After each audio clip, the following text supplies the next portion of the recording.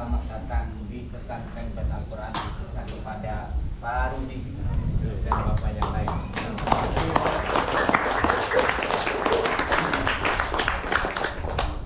Ya, kenapa? Karena kita tidak pernah bermimpi mau datang ke sini. Pernah mimpi nggak Pak? Nggak pernah mimpi ya. Saya juga tidak pernah mimpi ya. Mau kenal dengan bapak-bapak di sini nggak pernah.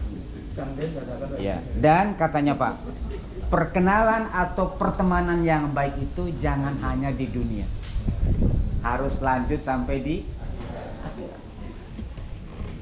Ya. Dan ternyata di dalam surat Al-Furqan itu adalah teman yang baik itu adalah teman yang bisa ngajak kita untuk dekat kepada Quran. Itu 25 surat Al-Furqan 27, 28, 29, 30 ayatnya. Bahwa nanti akan menyesal seseorang ketika punya teman menjauhkan dia dengan Quran. Itu di dalam surat Al-Furqan itu ya. Di 27, 28, 29, 30. Sampai katanya Bapak, menyesalnya itu sampai menggigit-gigit kedua tangannya. Kenapa? Karena punya teman menjauhkan dari Quran. Luar biasa itu. Sehingga dalam sebuah penjelasan bahwa Quran itu nanti akan menjadi syafaat di hari kiamat. Ada katanya seorang beling aja, beling kalau bahasa Jawa, ya orang yang tidak baik. Beling ya, bukan beling kaca ya. Dia hafal surat Al-Mulk. Begitu datang katanya malaikat Munkar Nakir, itu surat Al-Mulk menjelma. Mau ngapain lu sama malaikat Munkar Nakir? Saya memukulin orang ini karena orang ini orang durjana nih. Ada saya, kata surat Al-Mulk. Ada saya di situ. Iya, tapi kan orang ini orang gak bener ini. Tapi kan ada saya. Akhirnya malaikat Munkar Nakir debat dengan surat Al-Mulk. Dan kemudian melapor kepada Allah surat Al-Mulk dengan dengan Munkar Nakir. Ya Allah, saya mau mukulin orang itu tapi dihalangin orang ini. Oh iya, karena saya ada di situ, kata surat Al-Mulk. Kamu nggak bisa mukulin saya. Ya tapi kan orang itu orang nggak benar. Ya tapi kan ada saya. Kalau kamu mukulin orang itu akan ada saya di dalamnya. Kata Allah, ya ulah kalau gitu nggak usah dipukulin orang. Coba, luar biasa itu Quran itu. Sampai orang yang tidak baik pun mendapatkan syafaat dari Quran. Itu baru surat Al-Mulk, belum surat yang lain. Luar biasa. Jadi makanya di surat 25 tadi, orang akan menyesal kalau dia tidak dekat dengan Quran. Dari mulai membaca, menulis, memahami, mengamalkan, mendakwahkan. Nah, cuma nanti di dalam mendakwahkan Quran ini tidak sederhana. Prakteknya itu tidak sederhana. Pasti banyak godaan, banyak rintangan. Nah, itu kita harus paham itu. Kita harus paham itu. Godaan, terutama godaan dari diri kita sendiri.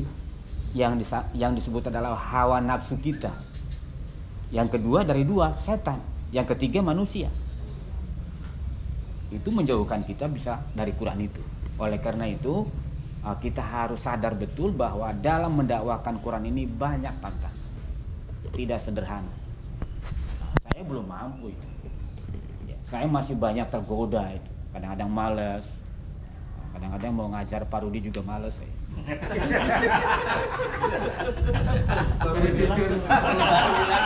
Pak Rudinya apa Pak Ujinya? Ya bisa kedua-duanya. Ya, bisa. Ya. Tadi udah pelan-pelan serempet sedikit. Ya. Sekarang tembak langsung. Oh, ya. Biar semangat. Biar menghafal Al-Quran. Makasih Bu. Iya. Karena saya juga mau ngajar Pak Yadi juga malas. Yang muncul ya. Pernah hadir? Iya. Gak pernah hadir. Padahal Pak Rudi, kebaikannya buat saya juga. Quran terlalu banyak kalau kita melakukan sesuatu sebenarnya untuk kita, bukan untuk orang lain. Oh, itu surat 2 ayat 286. laha ma kasabat wa 'alaiha ma kasabat. Surat 17 ayat 7, in ahsantum ahsantum li anfusikum wa in asatum falah. Itu untuk kita semua itu. Lalu surat 17 ayat 15, manik tada fa inna ma yahtadi li nafsik wa man dhalla fa inna ma yadillu 'alaiha wa la taziru waziratu wizra ukhra wa ma kunna mu'adzibina hatta nab'atsa rasula. Untuk kita juga, bukan untuk orang lain. Lalu di surat Ar-Rahman, ya, surat Ar-Rahman ayat 60, hal jazaul ihsan illal ihsan. Orang yang melakukan kebaikan, bayarannya nggak ada yang pantas kecuali kebaikan lagi. Hal jazaul ihsan illal ihsan. Tidak ada yang pantas balasan orang yang melakukan kebaikan kecuali kebaikan lagi. Masa kebaikan dibayar keburukan? Nggak mungkin. Nah, jadi insya Allah Bapak tidak akan rugi datang ke sini hari ini. Ini fisabilillah ini Pak. Bukan datang ke diskotik loh Pak. Enggak saya Pak.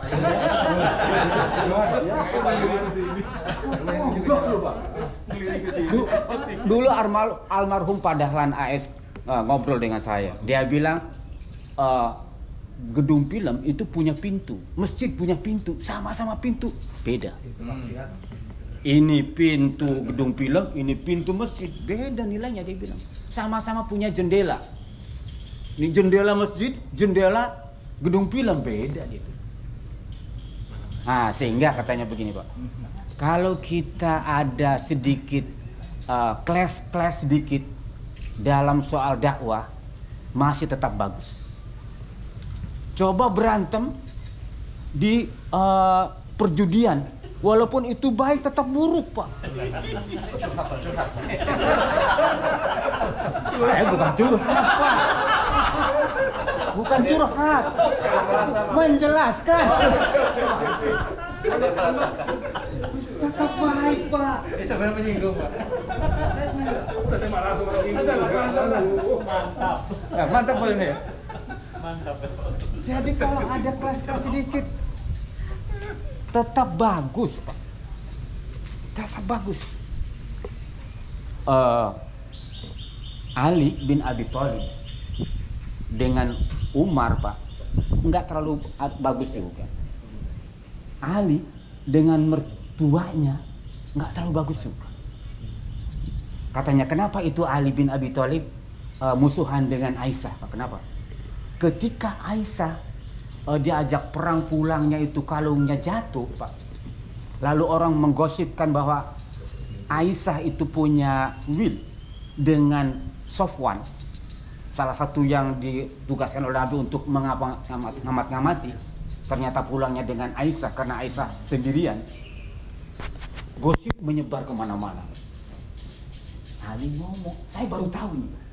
Terus aja baru tahu saya. Ali ngomong, ya Rasulullah, nggak usah pikirin Aisyah. Emangnya nggak ada lagi perempuan? Kedengeran sama Aisyah. Itu awalnya itu. Kenapa Aisyah itu marah sama Ali itu? Karena menganggap emang nggak ada perempuan lagi. Jadi di tingkat sahabat pun ada kelas-kelas sedikit Pak, bukan hanya di tingkat kita. Gitu loh maksud saya. Apalagi di tingkat kita lah.